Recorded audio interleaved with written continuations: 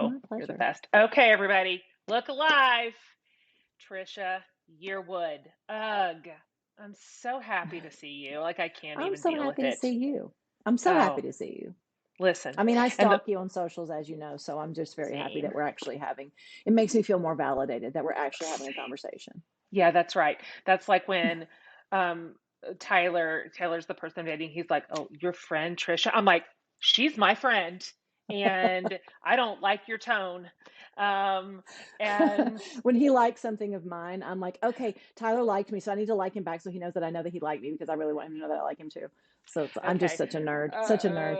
uh, oh, he's definitely sending his greetings today. And you know who else is? I literally just got hopped off with Martina, and she's like, Oh, very "Tell cool. Trisha hi." I'm like, I will just be the bearer of greetings to I Trisha love it. Yearwood today.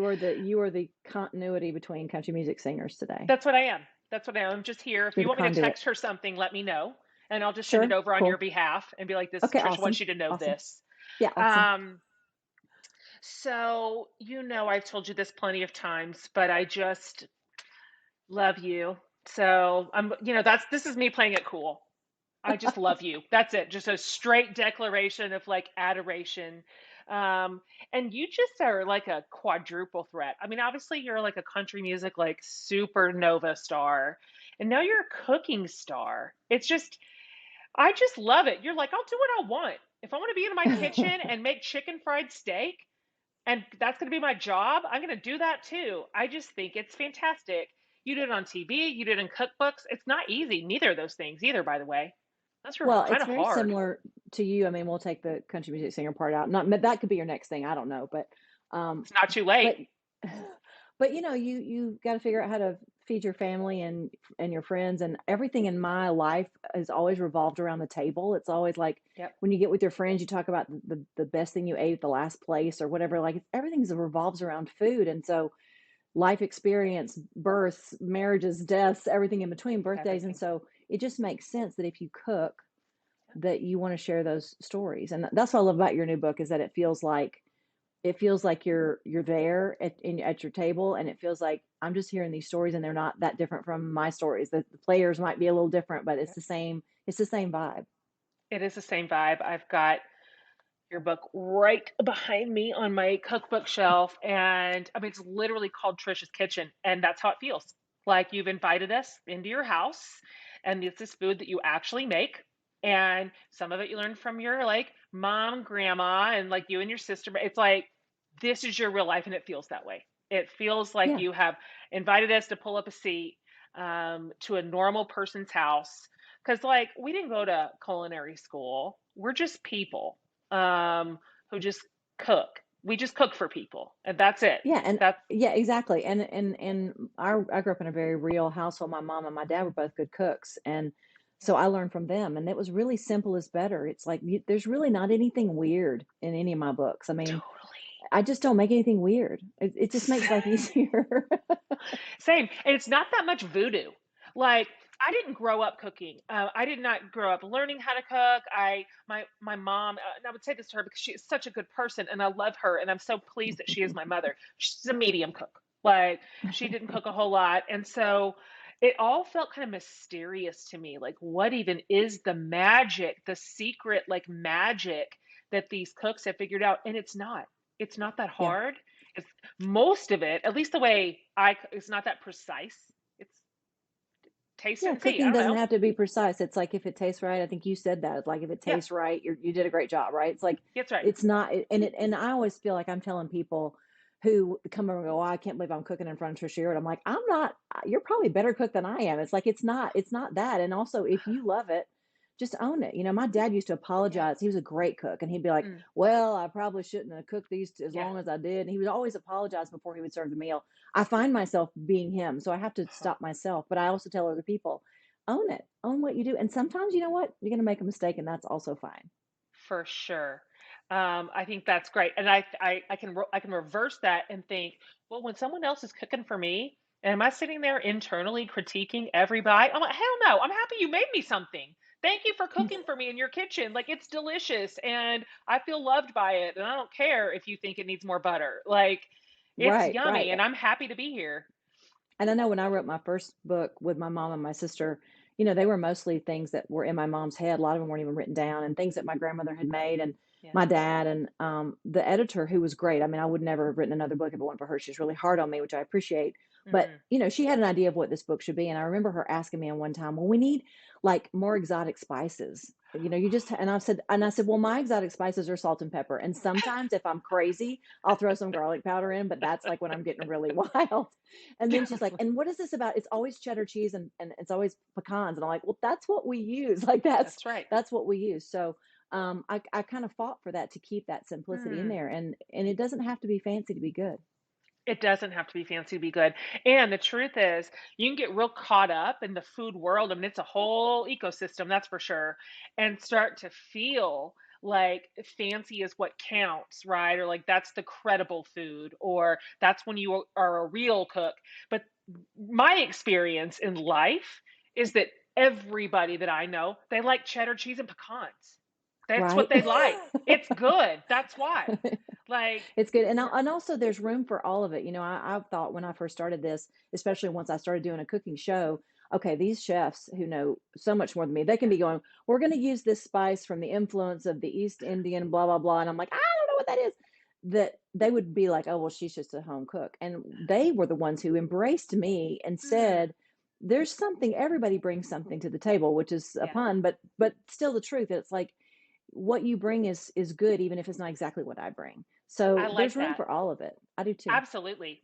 I mean, I can sit down at a five-star meal and absolutely marvel at the craftsmanship that went into it, the care, the thought, the knowledge, the technique. I mean, I can 100% appreciate it, even that's not really the way that I cook in my kitchen. I'm going to ask you a couple of questions Okay. because you were doing okay in your music career. You know, you could have probably just kept going driving that train.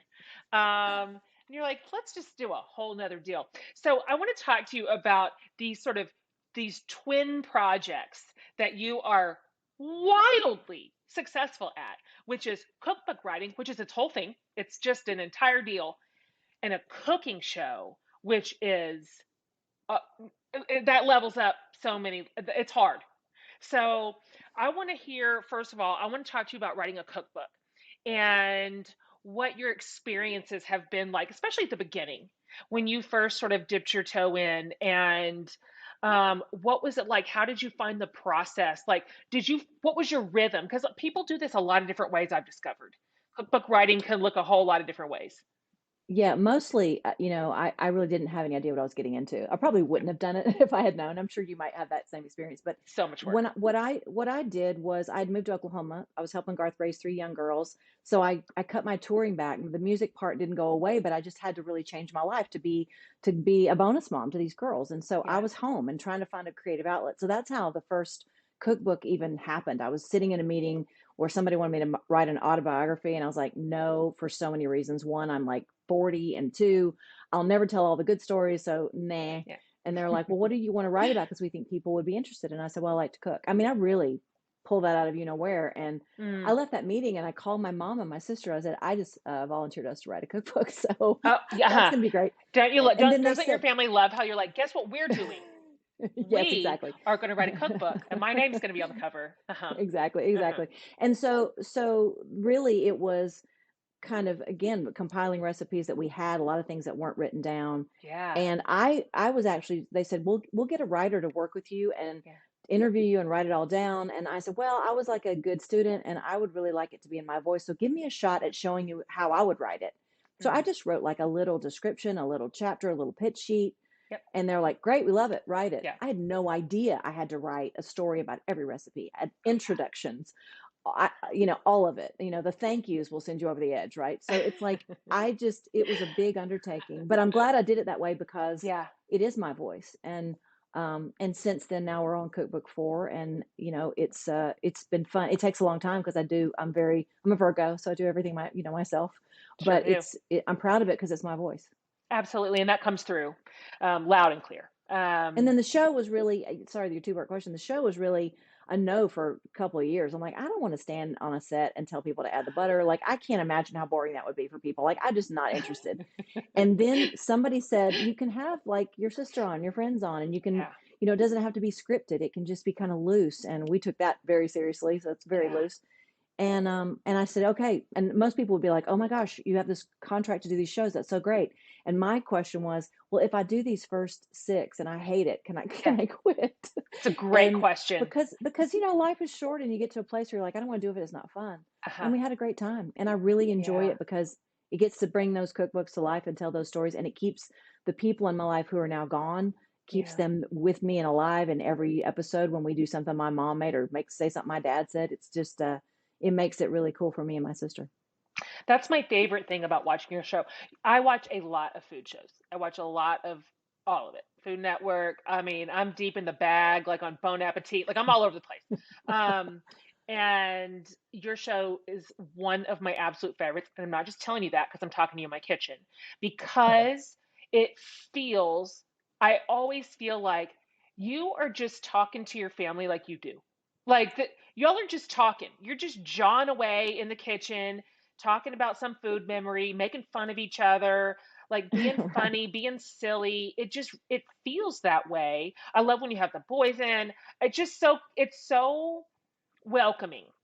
And then of course your food is Thank you. accessible. You make food that everybody can make. It's not I never see anything and go, well, that is way too technical, like above my pay. I can do everything that you make, which I love because your food is comforting.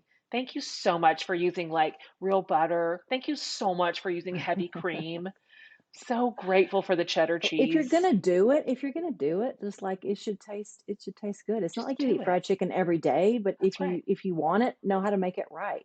So it's thank you for saying that. I mean, I think that's the key is that I think most people cook the way you and I cook. Uh-huh. Most people Uh-huh. cook that way. And I imagine, I mean, I'm waiting to be invited into your kitchen, whatever. Uh-huh. But I Hmm. do believe that it's probably the same. It seems you seem like an open book and it seems Yeah, very accessible and you have 10,000 children and they come wandering through and you that's have right. all this family and friends and it's like that's just what life is and That's you right. capture that in the book. Thank you. What a nice thing to say. I do always say, no matter what professional thing is going on in this house, with all the like interruptions and the helter skelter chaos, I'm like, my go-to phrase is, "Y'all people live here." So I don't know what to say. Like this is the house we live in, and so although I'm skirting around your experience right now because I'm down to one kid out of five, and that kid is studying this year in Spain. She's doing her junior year in Spain. Nobody Wow. lives here. Nobody. I am in this house by myself, and I just don't know. I mean, I don't know what to say. People keep going, "Are you sad?" I'm like, "I'm not. I'm not sad." Am I supposed to be sad? Because my house is real clean. You Me could go time is use that also a good bathroom thing. right now. Trisha, if you walked in my door, I would feel comfortable letting you just walk straight into my guest bathroom because it's clean.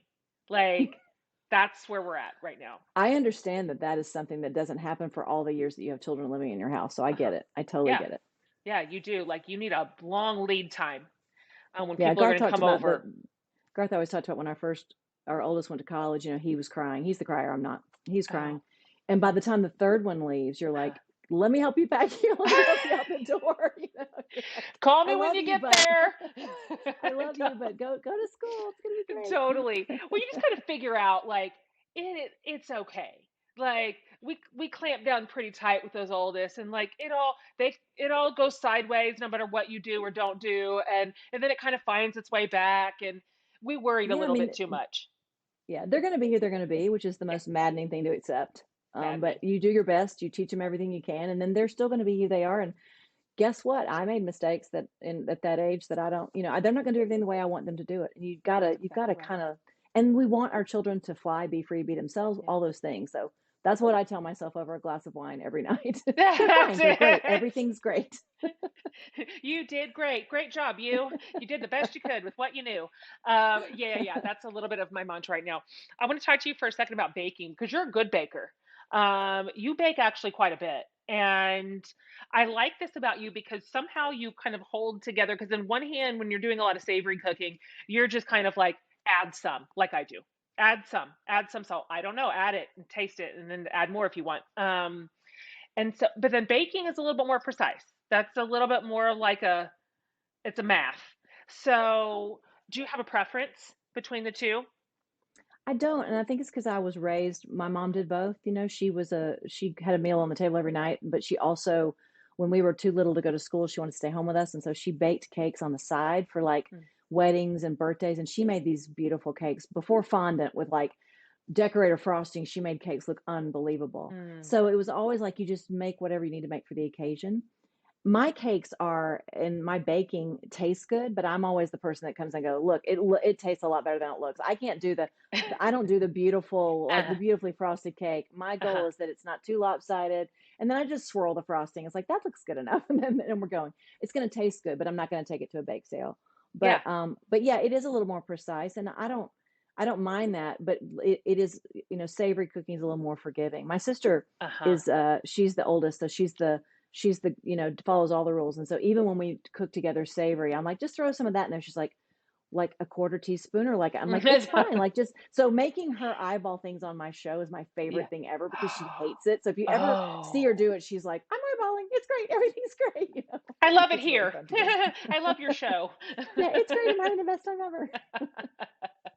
I love your sister. I've told you that and I've told her that. I know. And she loves you. And she's the best. She really is the best. She's my She person. is the best. And your chemistry together is it's just sister chemistry, and that's really hard to duplicate. I have two sisters and a brother, and just nobody can do what it is we do together. It just Yeah. I don't It's a that's our shorthand. prize. It's Yeah, it's a shorthand. Yeah. shorthand, and it's your whole life. So there's just a lot of unsaid. And so when she's on the show, which I would have her on every episode in May in the next season, is that it's just easy for me. I don't have to, you know, because even on the show, when it is loose, somebody's got to be the quarterback and kind of orchestrating and making sure you're getting to the next ingredient or Yeah. whatever. Because we'd all be in there still having a cocktail and nothing gets done, right? Totally. And so I have to be thinking that way. And but with her in the kitchen, I know I don't even have to say it. Like, it's just going to happen. And we're going to be just making the dish we make, and we're going to be having a conversation. It's going to get done. So it's a shorthand that I love. So much so that chemistry. I'm in the earlier stages of cooking with a camera and like doing a thing that should be consumed by a person who wants to learn what you're making. And I'm discovering that that is not as easy as you guys make it look. It sure isn't. When your brain is, I'm trying to remember what's next, and but I'm also having witty conversation, and also like, did I leave out the salt? It is. That's a learning curve. How was the first season of your show? The first season of my show, I didn't know any, you know, of course, it's such a learning curve. And what I Yeah. didn't know, we used to shoot, we shoot differently now, but we used to shoot all of our acts. And then at the end of the day, after we'd shot all four acts of the show, we'd go back and do pickups of like the Oh hand yeah. picking up the butter Oh or the yeah. whatever. And so, you know, it'd be hours later, and my cameraman would say, so show me how you're going to do this. Which hand did you have the butter in? I'm like, I, I don't know. I don't know. I don't know. I have no idea. So I learned to remember those things, and then I Yeah. also learned, let's do the pickups right after the act so that Uh-huh. it's fresh in our head. But also on our show, we were, I think, one of the first shows on the network that showed the mistakes and the outtakes. I love the And so outtakes. I do too. And so it's like, look, if you crack the egg in the bowl and you're looking at the camera and it actually goes outside the bowl, just leave it in. Like, so we leave a lot of that Yeah. in. So if I forget something in my show, you're kind of given the grace to like go, oh, I totally forgot to do that, and I left that out. And so then you'll go back and put it in. We did an episode one time, Beth and I did. She was the judge, which would make sense, and she's my older sister. Yeah. And it was like a competition show, but I was making all the things for her to judge me on. And it was a timed round, and it was some kind of Oh, dessert I thing. And saw it. I left the milk out, and I had to take everything out of the bowls and put it back in. That was not like, hey, let's do that. That was Oh like, yeah. that happened. And so that's just the way it came out. So it makes it more fun. You know, we laugh so much. I go home at the end of the day and go, how are they going to make a show out of this? What we did today? I have no idea. Totally. I mean, absolutely, totally. My best cooking partner in the kitchen with me turns out to be my brother. And so I was doing this whole thing over here, filming some stuff for the cookbook a couple of weeks ago. And my siblings were all here and my parents, and I was kind of rotating each one of them in for a little segment. And one of my sisters went to culinary school, like she's legit, she's a chef. And then the other one, who is so funny and so charismatic, gets in front of a camera and she's a frozen statue. There's no words. She doesn't know anything. She can't say a sentence. She doesn't know what any ingredients are. She's like, I can't be helpful. And then my brother, who's the baby of four, three older sisters, so you can imagine that dynamic. He thinks he's so great because we all think he's great. And we've been telling him that since the day he was born. And Of so he course. doesn't have another narrative. And so, I mean, he just glides in here like Mr. Charisma. And he is the funniest, and we're the funniest together. And we like the exact same food, and we have the same processes. And so my siblings are like, well, of course, Drew's going to get to be the star. Like, just leave it to Drew to be good at this weird thing. I'm like, I know. We built him up too much when he was It's going to young. happen. And there is a youngest element to that. The That's youngest are always the true. hams. It just is the way it is. They just have nothing to lose. And it's worked for them No, their whole absolutely. life. Like Absolutely. they're that last kid who's getting like dropped off at college at the curb. They're just Exactly. like, whatever, man. And I was My the sister's oldest. youngest, Yeah. my sister's youngest, Brett, is that way. So he's like, I love having him in the kitchen because I know it's going to be a wild card. He's going to say something hilarious and it's going to be great. And it may be inappropriate. It might be Yeah. fine. But he's not going to be a loss for words. Beth Mm. has really blossomed because when she first started, we did a show that was before I had a cooking show that was about, we were doing a food thing and a music thing. And my mom and I were actually making some food. And then Beth was supposed to toss to the video, right? And so my mom could have had her own show. We were laughing, we're doing our thing. Yeah. And then we tossed to Beth and Beth's like, Statue. and now here's a video of Walkaway Joe. It's like, that was great, Beth. You're like, But she's Beth, come a that was long way. great. Just do it one more time as if you were a human being. Let's try it And that way. alive and breathing. That would be so And a great. live human being. Yeah, yeah, exactly. That's how I am with my sister Courtney. We just die laughing. She's like, I'm just gonna have to be just the cute person in the scene with a glass of wine. I'm like, there's a place for that. Like, There is a place for that, for yeah, sure. yeah. We have that in our real kitchen when we're cooking real food. Somebody's just sitting there not helping, drinking wine. So, Absolutely. this makes sense. I love I that. I have to know because of course I followed you, I tracked you like practically on radar. You just got back from Ireland and it looked amazing. Um, It was I'd love to beautiful. hear about your experience. What was it like? And how were the Irish people? And how was the Irish food? And just though, because you were kind of there for a minute, like it was We a, were there for almost 2 weeks. yeah. It was a love fest. It was like, there's so much here to argue about, and over there, it just felt Mm, like everybody needs to go to Ireland for a week, man. It's like you just need to go and just there's people are just kind. There's a lot going on in the world, but I can still be kind to you mm, in all this moment. The the atmosphere is always every time I've ever been to Ireland is always just this is joy. And mm. it just never changes. That's just really a thing. So the people were amazing. The shows were inspiring. I, who am not the crier, cried every night. I loved it Did so you? much. I Hmm. did. It was like because Garth opened the show with a little piece of a song called Ireland that was a cappella that he did, and when it would start, Oh, I was just like, oh, I okay, have here's where I cry. goosebumps. It was so beautiful. And then we had a few days in between the shows. There were three shows one weekend and two the next weekend, and we got to go through some of the countryside, which we had never had a chance to do together. And we stayed in the castle, and so the food was incredible and different. Garth is Mhm. very much a this is what I eat, and they don't have Uh-huh. a McDonald's here. That he's Uh-huh. that guy. Yeah, So yeah. he was a little more, it was a little different for him because he wanted everything to taste like it tastes here, and it doesn't. Mm, Like right. for instance, they don't use as much sugar and they don't use corn syrup in their Dr. Peppers, right? So he's a Dr. Pepper guy. So it's like, well, they don't want you to. This is help better for you, right? Yes. But it's different. So that Mm, was a learning curve. So then we mhm. decided let's stop trying to find an Irish Dorito and let's just embrace what is your thing that you do. And they Yeah. made every night at catering, they had these little tiny apple pies and they served them with a warm custard that was almost like a sauce. It was Oh, not thick. It was just this warm. That was mm, my favorite thing. yummy. It was so good after every meal. And so my thing, what I learned is just embrace the Irish stuff and try not to do oh, I want a Dorito because they don't taste like Doritos. They don't. You're right. Like we have industrialized food complex over here with shelf-stable food as far as the eye can see, and we're used to those flavors. I loved traveling in Ireland. I loved the food. The most fun thing that we did in Ireland was trying to find the darkest, dankest, like low ceiling pub we could possibly find. And then we would post up there all night long, and everybody was our best friend by the end of the night. I am not even joking. Like, No, right?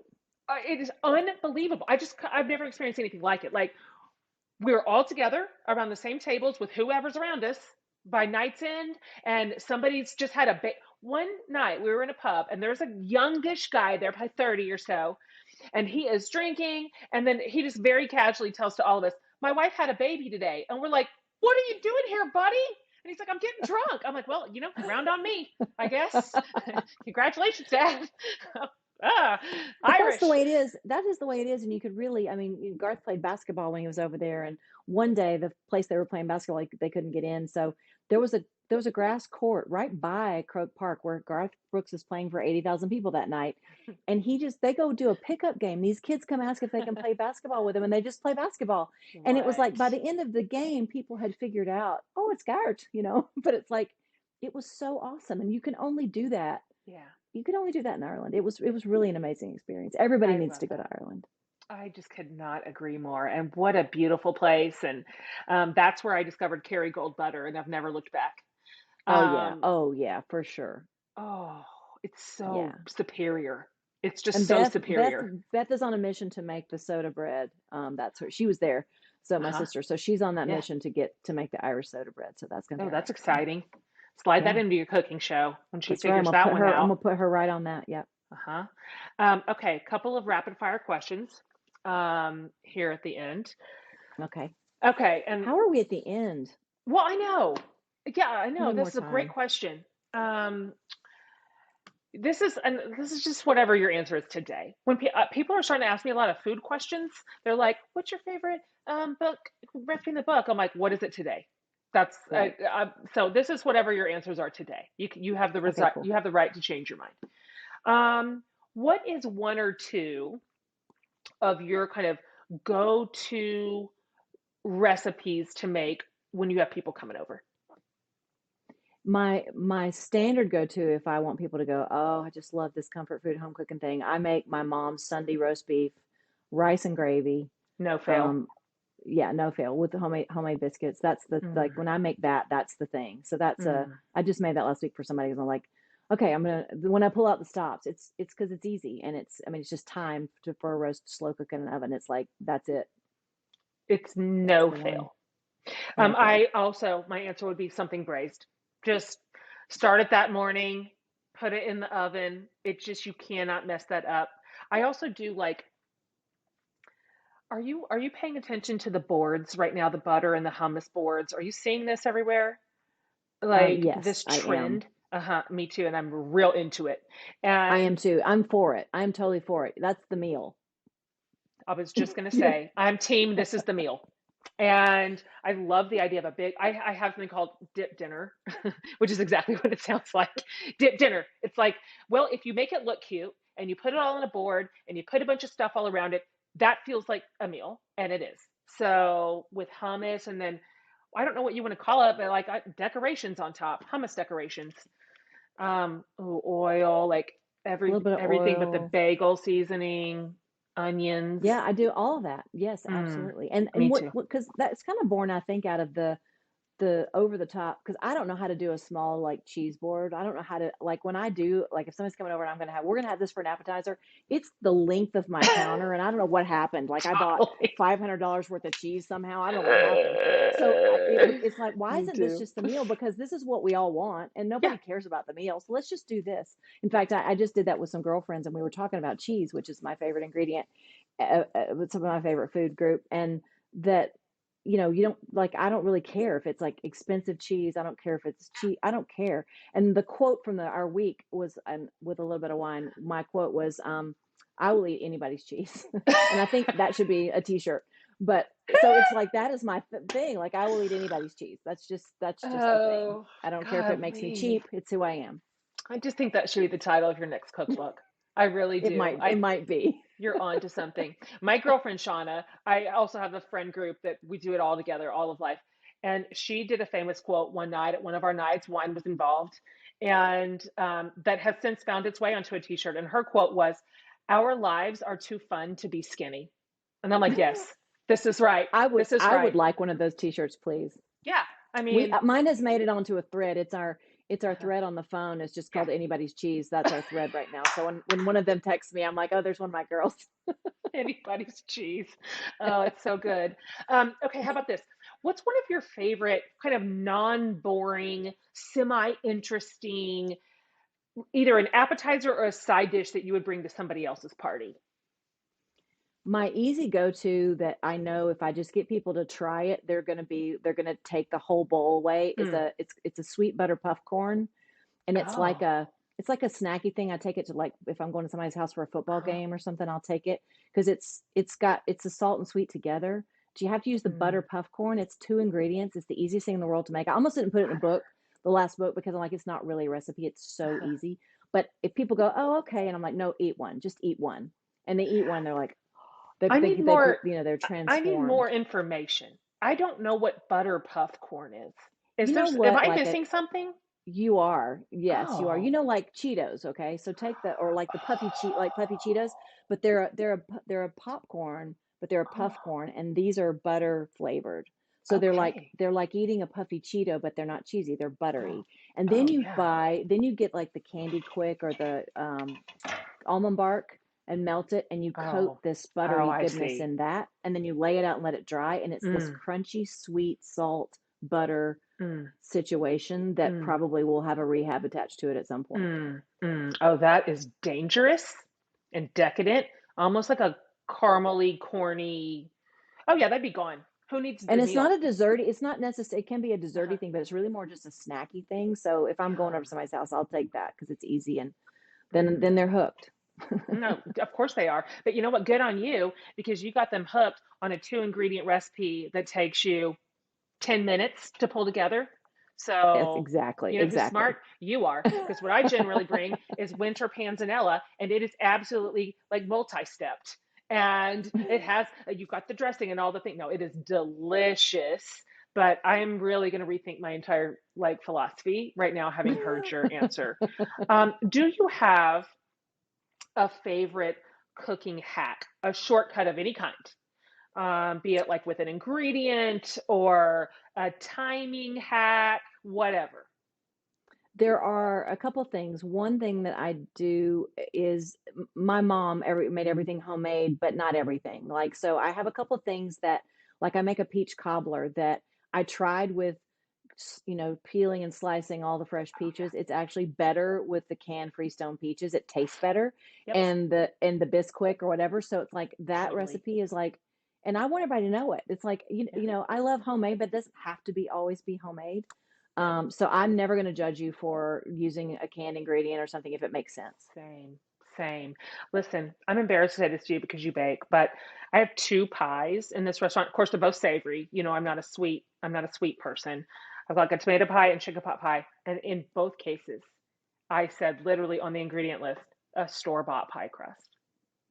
I That's know. completely fine. I do I it too. mean, I you do it too. do? Yes, I do. I just can't. I just can't do. I just can't do it. Uh, and it's not as the store boughts are good these days. My I'm telling grandma's you that. rolling in her grave, rolling. Yeah.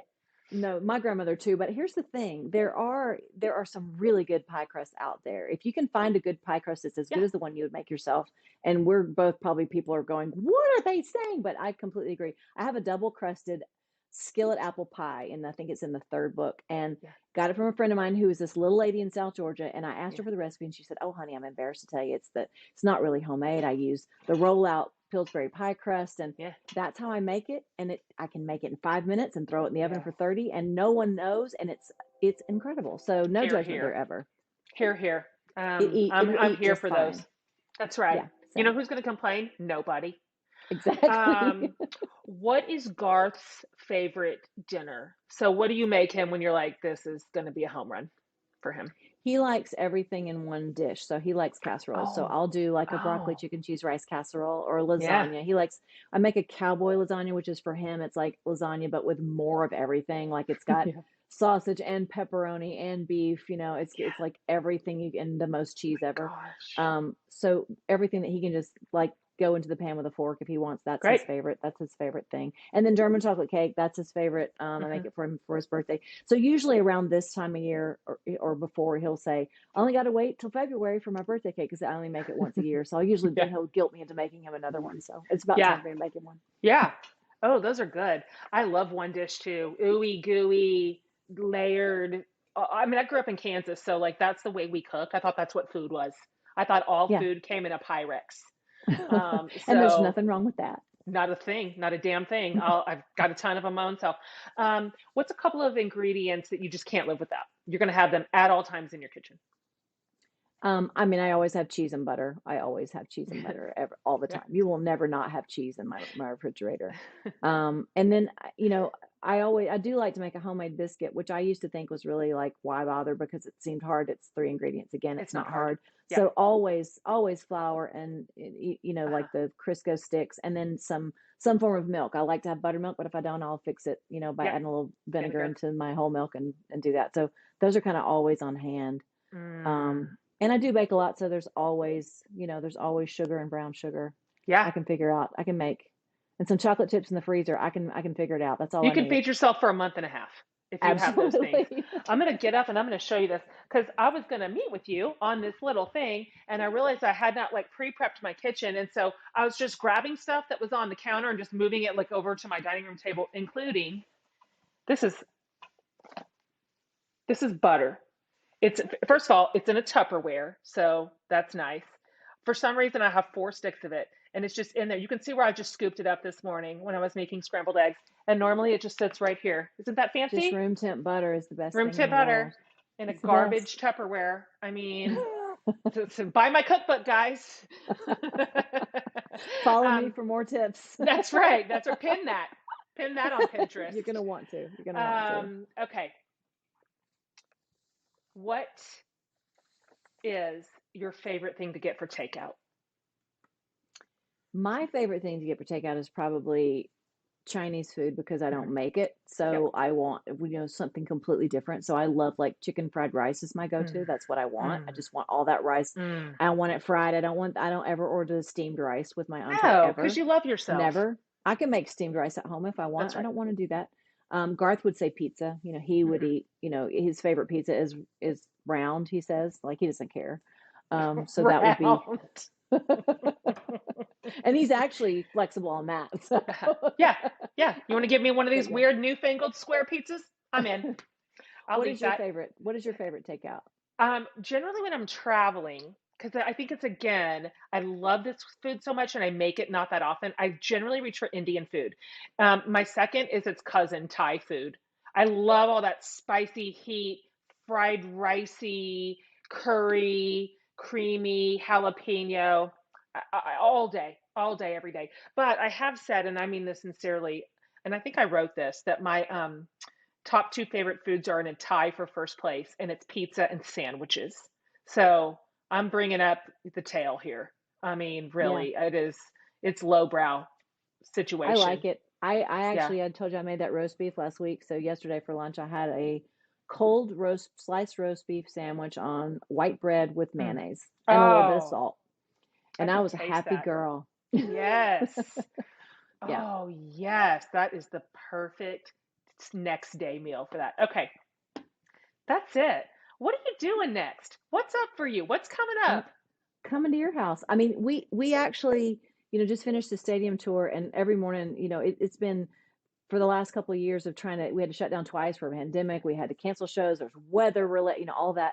So I think there's just a kind of lightness around the house of like, okay, Mm, we're excited because we're going to figure out what's next, but we got through that. We finished that strong. And so totally. I'm just looking, this is my favorite time of year. I love fall. I'm ready. I start thinking holiday season right now. I'm ready to get Me started too. and think about what's next. I'm listening to songs. I'm going to make a new record next Yeah. year. Yeah? And I it had been about 5 or 6 years between cookbooks. I'm only a year in on this one, so I'm not ready to write another book yet. But it's funny. I'm sure you've done this. The minute you've turned your book in, you're like, oh, you come up with new stuff all the time because Totally. somebody you eat something, you're like, I want to figure out how to make that. So I've already got a stash of recipes for whatever's Mm. next, but we'll get there. Oh, yes.